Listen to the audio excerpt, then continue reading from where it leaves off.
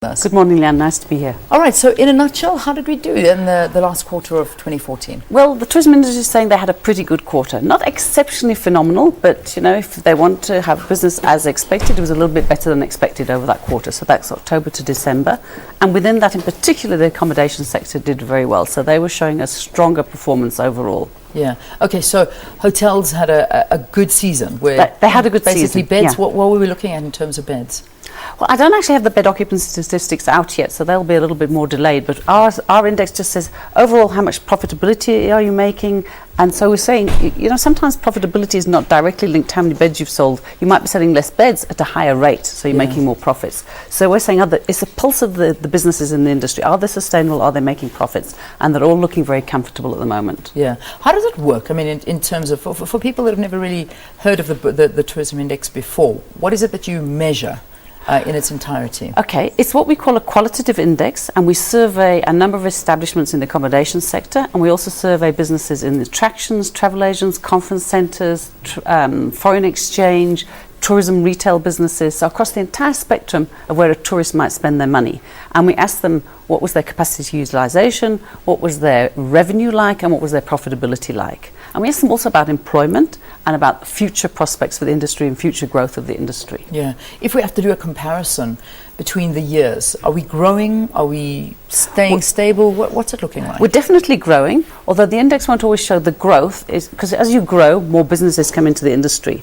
Are the new businesses also sustainable? Yes, that's what the index is telling us. So it's improved phenomenally since 2011. 2011 was a really bad year. We didn't go above 87 as an index. Now we came out at about 108 this quarter, and 100 is considered good performance at the normal level. So we're sort of churning along ahead of it since late 2012. Yeah, and getting better. I know that there was so much talk over December. How did we do?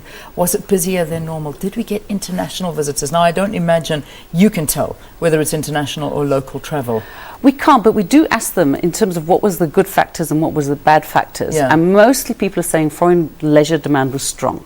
So the industry that's supported by the foreign leisure tourists is doing very well at the moment, and it was a good year for that. Yeah. So we're still up there when it comes to tourism. We are definitely still up there. Because a lot of countries are struggling, particularly because of the financial status that everybody finds themselves in. But I suppose the currency is what's really helping us. You're absolutely right. Hit the nail on the head. Two things help us. We seem to be doing really well. Those of us in the industry will still put it down to a 2010 effect, where we really repositioned ourselves globally, and we're seen as a top and upcoming destination. We've won lots of prizes.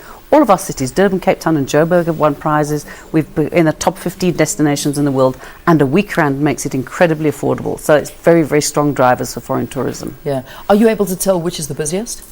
Or where you saw most of the tourism growth happening? No, that one, we don't do a geographical disbursement or a source market. I would imagine so. It's just, it's just a global, national snapshot of how it's doing. I know that coming up in a couple of weeks, if not this week, I'm not sure, it's the tourism, the business tourism.